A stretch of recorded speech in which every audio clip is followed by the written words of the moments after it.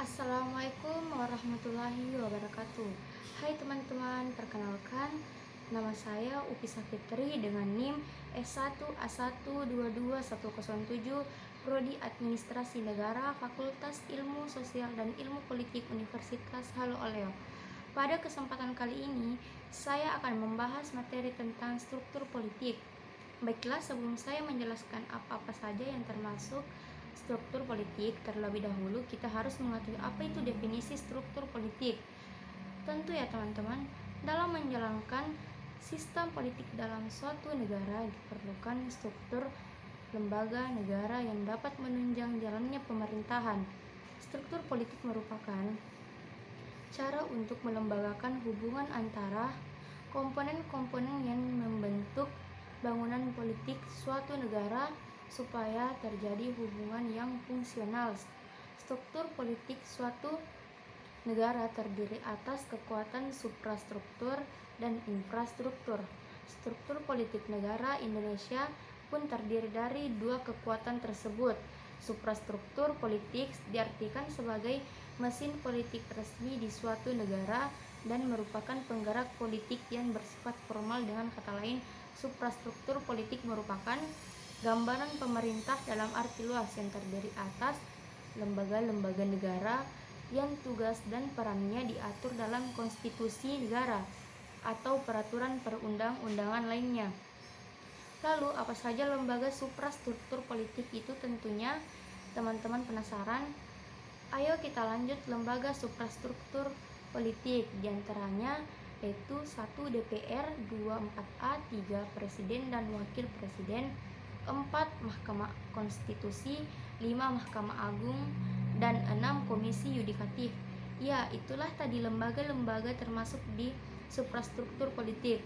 Lanjut, kemudian infrastruktur politik adalah suatu kelompok-kelompok kekuatan politik dalam masyarakat yang turut berpartisipasi secara aktif. Infrastruktur politik di Indonesia meliputi keseluruhan kebutuhan yang diperlukan dalam rangka pelaksanaan tugas-tugas yang berkaitan dengan proses pemerintahan negara. Pada dasarnya, organisasi-organisasi yang tidak termasuk dalam birokrasi pemerintahan merupakan kekuatan infrastruktur politik. Dengan kata lain, setiap organisasi non-pemerintahan termasuk kekuatan infrastruktur politik di Indonesia.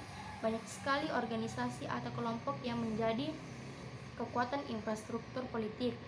Akan tetapi, jika diklasifikasikan, terdapat 4 kekuatan sebagai berikut. Yang pertama, partai politik, yaitu organisasi politik yang dibentuk oleh sekelompok warga negara Indonesia secara sukarela atas dasar persamaan kehendak dan cita-cita untuk memperjuangkan kepentingan anggota masyarakat, bangsa, dan negara melalui pemilihan umum. Yang kedua, kelompok kepentingan, yaitu kelompok yang mempunyai kepentingan terhadap kebijakan politik negara.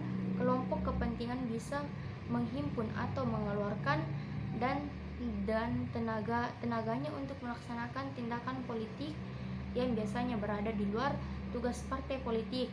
Seringkali kelompok ini bergandengan erat dengan salah satu partai politik dan keberadaannya bersifat independen. Untuk mewujudkan tujuannya, tidak menutup kemungkinan kelompok kepentingan dapat melakukan negosiasi dan mencari dukungan kepada masyarakat perseorangan ataupun kelompok masyarakat. Contoh kelompok ini adalah elit politik Serikat Dagang, LSM, Serikat Buruh. Yang ketiga, kelompok penekan, yaitu kelompok yang bertujuan mengupayakan atau memperjuangkan keputusan politik yang berupa undang-undang atau kebijakan publik yang dikeluarkan pemerintah sesuai dengan kepentingan tampil ke depan dengan berbagai cara untuk menciptakan pendapat umum yang mendukung ingin kelompok mereka, misalnya dengan cara berdemonstrasi, melakukan aksi mogok dan sebagainya. Yang keempat, media komunikasi politik, yaitu sarana atau alat komunikasi politik secara tidak langsung baik terhadap pemerintah maupun masyarakat. Pada umumnya, sarana media komunikasi ini antara lain adalah media cetak seperti koran, majalah, brosur tabloid, sedangkan media elektronik seperti televisi, radio, internet, dan lain sebagainya.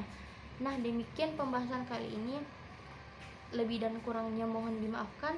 Saya akhiri dengan kata Assalamualaikum warahmatullahi wabarakatuh. Terima kasih.